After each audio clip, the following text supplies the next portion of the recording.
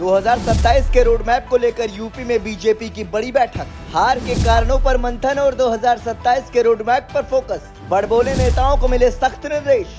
लोकसभा चुनाव में भले ही बीजेपी सरकार बनाने में कामयाब रही, लेकिन उत्तर प्रदेश के नतीजे पार्टी के टेंशन बढ़ा रहे हैं। यूपी में खराब हुए प्रदर्शन को लेकर पार्टी लगातार बैठक और मंथन कर रही है। इस बैठक में राष्ट्रीय अध्यक्ष जेपी नड्डा भी मौजूद हैं।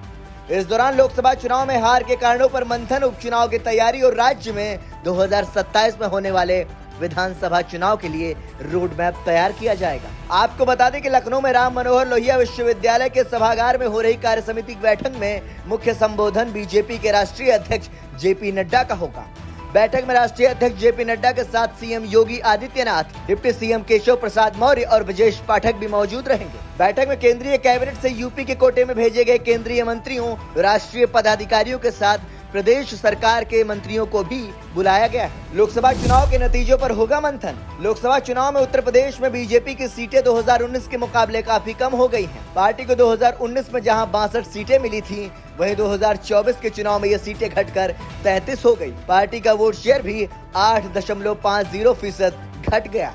यही वजह है कि बीजेपी लगातार नतीजों की समीक्षा कर रही है। इस बैठक की प्रस्तावना प्रदेश अध्यक्ष भूपेंद्र चौधरी रखेंगे।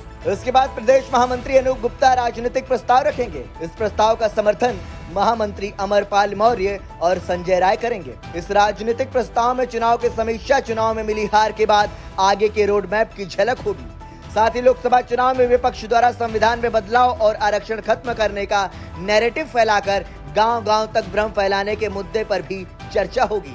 बैठक में संगठन महामंत्री धर्मपाल उन अभियानों की भी चर्चा करेंगे जिनके जरिए बीजेपी वोटर तक अपनी बात पहुंचाएगी। उपचुनाव और 2027 के विधानसभा चुनाव पर फोकस। सूत्रों के मुताबिक आज की बैठक का मुख्य एजेंडा राज्य की 10 सीटों पर होने वाले उपचुनाव और 2027 के विधानसभा चुनाव की तैयारियों पर आधारित है। बीते शनिवार को 7 राज्यों की 13 सीटों पर हुए उपचुनाव के नतीजों से भी पार्टी को तगड़ा झटका लगा है। ऐसे में मुमकिन है कि पार्टी इससे सबक लेते हुए मजबूती से चुनावी मैदान में उतरेगी। यूपी में जिन 10 सीटों पर उपचुनाव होने हैं, उनमें से 5 सीटों पर समाजवादी पार्टी और 3 सीटों पर बीजेपी का कब्जा था। लिहाजा बीजेपी चाहेगी कि न केवल अपनी सीटें जीते, बल्कि समाजवादी पार्टी के खेमे की सीटों पर भी सेंध लगाए। बड़बोले नेताओं पर होगी नजर। लोकसभा चुनाव में बीजेपी की सीटें कम होने के बाद पार्टी के कुछ विधायकों, पूर्व सांसदों और कार्यकर्ताओं के बयान वायरल हो रहे हैं। सूत्र बताते हैं कि कार्यसमिति की बैठक में बड़बोले विधायकों, कार्यकर्ताओं पर नजर रहेगी।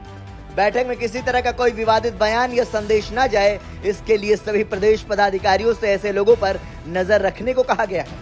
सभी को साफ कह दिया गया है कि वह मीडिया में कोई बयानबाजी नहीं करेंगे। इसके लिए अलग अलग लोगों को जिम्मेदारी दी जाएगी। ब्यूरो रिपोर्ट, संदेश वाहक।